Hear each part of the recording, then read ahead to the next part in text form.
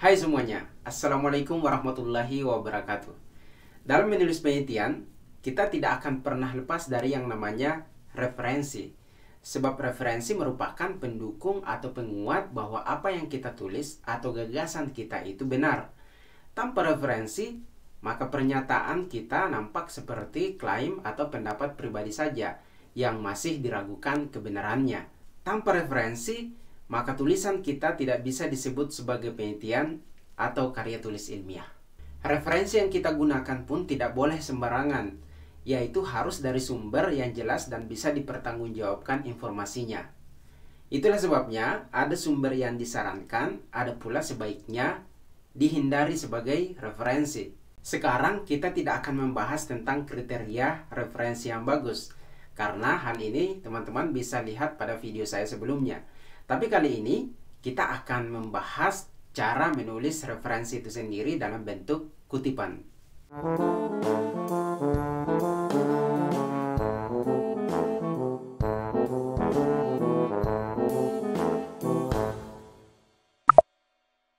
Ketika kita menulis tulisan orang lain sebagai referensi, maka itu disebut mengutip. Nah, bentuk kutipan ini terdiri dari dua jenis, yaitu kutipan langsung dan kutipan tidak langsung. Keduanya memiliki aturan masing-masing.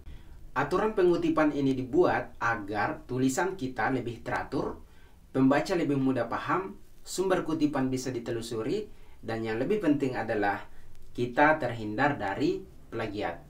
Nah, berbicara mengenai aturan, terdapat banyak model atau gaya penulisan referensi, misalnya APA, Number, Vancouver, Harvard, dan lain-lain. Untuk pembahasan di sini saya akan pakai APA style atau American Psychological Association style. Mari kita mulai dari kutipan langsung. Kutipan langsung atau direct quotation adalah kutipan tanpa mengubah kalimat aslinya. Titik dan komanya sama, bahasa aslinya pun sama persis. Jadi mau bahasa Indonesia, bahasa daerah, bahasa Arab, Inggris, India, dan sebagainya, semuanya ditulis sesuai bahasa aslinya. Kutipan jenis ini dilakukan karena kita sebagai penulis ingin memperkenalkan ide tulisan yang kita anggap baru, atau kita ingin menunjukkan penekanan. Misalnya, hei pembaca, ini persisnya yang ditulis oleh referensi saya. Bisa juga dengan alasan lain, misalnya karena yang kita kutip adalah peraturan hukum, rumus, dalil, atau quote yang kita ingin pembaca melihatnya sesuai aslinya, dan mungkin akan terasa aneh atau berbeda kalau kita ubah redaksinya. Cara menulis kutipan langsung punya aturan khusus. Jika kutipan kurang dari 40 kata, ada juga yang mengacu pada tidak lebih dari 4 baris, maka masukkan kutipan tersebut ke dalam paragraf tulisan kita dan diapit oleh 2 tanda kutip ganda. Contohnya, keluarga merupakan salah satu aktor penting yang terlupakan dalam pendidikan. Sebagaimana Hatimah 2006 halaman 14 katakan dalam penelitiannya bahwa keluarga adalah pendidik yang pertama dan utama, tapi dalam praktiknya masih banyak keluarga yang menyerahkan sepenuhnya tanggung jawab pendidikan anak pada sekolah. Mari kita lihat contoh lain. Dia mengatakan bahwa beliefs of policymakers about parental engagement were not consistent with their actions because no particular policy was intended for parental involvement. Wahyudin 2017 halaman 6. Perhatikan, kata-kata saya adalah yang tidak memiliki tanda kutip dan kutipannya adalah yang ada dalam tanda kutip ganda dan tidak saya ubah sedikit pun. Kalimat yang saya kutip tersebut kurang dari 40 kata, sehingga saya gabung dengan kalimat saya dalam paragraf normal atau biasa. Nah, jika kutipan sebanyak 40 kata atau lebih, maka kutipan tersebut ditulis dalam blok teks atau paragraf tersendiri yang menjorok ke dalam dengan margin 1,2 cm ditulis tanpa tanda kutip. Contohnya, pentingnya hubungan antara sekolah dan orang tua yaitu 1. Keluarga adalah pendidik yang pertama dan utama, tetapi dalam praktiknya masih banyak keluarga yang menyerahkan sepenuhnya tanggung jawab pendidikan anak pada sekolah. 2. Peran sekolah adalah membantu keluarga agar pelaksanaan pendidikan lebih sistematis, efektif, dan hasilnya tersertifikasi. Dan seterusnya. Hatimah 2016 halaman 14. Dari dua contoh di atas, perhatikan penulisan referensi pada kutipan langsung selalu menampilkan nama belakang penulis, tahun tulisan, dan nomor halaman di mana kutipan tersebut diambil. Cara penulisannya juga bisa berbeda, kadang ditulis di awal, kadang di akhir, seperti format berikut. Kutipan langsung, kemudian diakhiri penulisan sumber dengan cara buka kurung Yusman, 2020, P.105 tutup kurung. Bisa juga kutipan langsung terus diakhiri sumbernya dengan Kurniawan, 2019, pp.49 sampai 50. Atau bisa juga Wahyudin dalam kurun 2017 mengungkapkan bahwa lalu kutipan langsung diakhiri dengan P.105. Artinya P ini adalah halaman atau page. Atau bisa juga sebagaimana Pamungkas dalam kurun 2019, temukan, kemudian kutipan langsung, lalu diakhiri dengan dalam kurung pp.49 sampai 50. Gaya penulisan sumber kutipan yang berbeda-beda ini menurut saya supaya tulisan kita tidak monoton. Rasanya agak membosankan kalau hanya menggunakan satu jenis penulisan sumber kutipan. Nah, bagaimana kalau misalnya kalimat yang akan kita kutip secara langsung ingin kita hilangkan sebagian kata-katanya?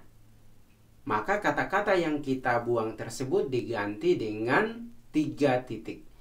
Jika kata-kata yang dibuang tersebut berupa kalimat, maka ganti dengan 4 titik. Contohnya, keluarga merupakan salah satu aktor penting yang terlupakan dalam pendidikan. Tetapi, tanda kutip, titik 4, dalam praktiknya masih banyak keluarga yang menyerahkan sepenuhnya tanggung jawab pendidikan anak pada sekolah. Tanda kutip, kemudian kita tulis sumbernya. Mari kita lihat contoh lain. Sebagaimana Hatimah dalam kurun 2016 simpulkan bahwa 1. Keluarga adalah pendidik yang pertama dan utama. Tetapi dalam praktiknya masih banyak keluarga yang menyerahkan sepenuhnya tanggung jawab pendidikan anak pada sekolah. 2. Peran sekolah adalah membantu keluarga agar pelaksanaan pendidikan lebih sistematis, efektif, dan hasilnya tersertifikasi, kemudian titik 4. Kemudian diakhiri dengan P.14, artinya halaman 14. Perhatikan, ada kata sistematis dalam kutipan tersebut. Meski yang baku adalah sistematis, tetapi saya tidak ubah katanya, saya tetap menggunakan kata sistematis sebab ini kutipan langsung. Sekarang kita beralih ke kutipan tidak langsung. Kutipan tidak langsung yaitu mengubah redaksi kalimat yang dikutip sehingga kata-katanya tidak sesuai lagi atau tidak sama lagi dengan aslinya, tapi maknanya tetap sama. Dengan kata lain, kalimat yang dikutip diparaphrase. Cara paraphrase akan saya contohkan pada video selanjutnya. Kutipan tidak langsung ditulis tanpa tanda kutip atau paragraf yang menjorok ke dalam. Misalnya kalimat asli tulisan yang ingin saya kutip seperti ini. Keluarga adalah pendidik yang pertama dan utama, tapi dalam praktiknya masih banyak keluarga yang menyerahkan sepenuhnya tanggung jawab pendidikan anak pada sekolah.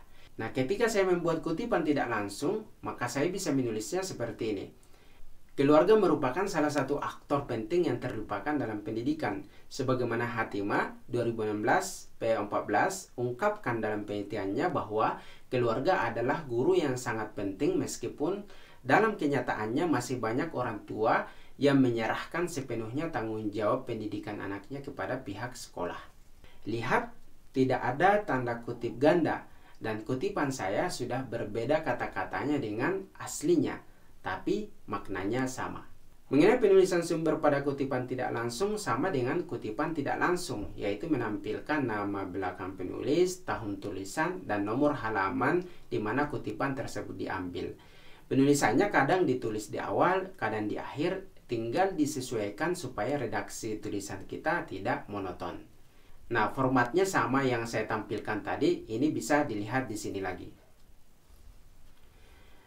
Nah, itulah cara melakukan kutipan langsung dan kutipan tidak langsung yang bisa saya jelaskan pada kesempatan ini. Mungkin ada yang berpikir, wah ini kok beda yang diajarkan oleh dosen saya, atau ini kok beda dengan panduan yang saya baca. Bisa saja beda, sebab saya katakan di awal bahwa penulisan referensi itu banyak modelnya atau stylenya. Yang saya jelaskan di sini adalah style yang sering saya temukan atau pakai. Jadi harusnya bagaimana? Anda harus memastikan style referensi atau pengutipan apa yang disyaratkan oleh dosen atau kampus Anda kalau sedang mengerjakan skripsi. Atau sesuaikan dengan style yang disyaratkan oleh penerbit jurnal yang Anda tuju jika ingin menulis di jurnal. Atau sesuaikan dengan style penyelenggara lomba jika Anda sedang mengikuti lomba karya tulis ilmiah. Kalau tidak ada syarat yang jelas yang ditentukan, ya teman-teman bisa pakai cara yang saya jelaskan tadi. Akhirnya semoga penjelasan ini bermanfaat. Silakan berikan komentar atau pertanyaan atau feedback di kolom komentar di bawah video ini. Selamat menulis, sampai jumpa pada video selanjutnya. Assalamualaikum warahmatullahi wabarakatuh.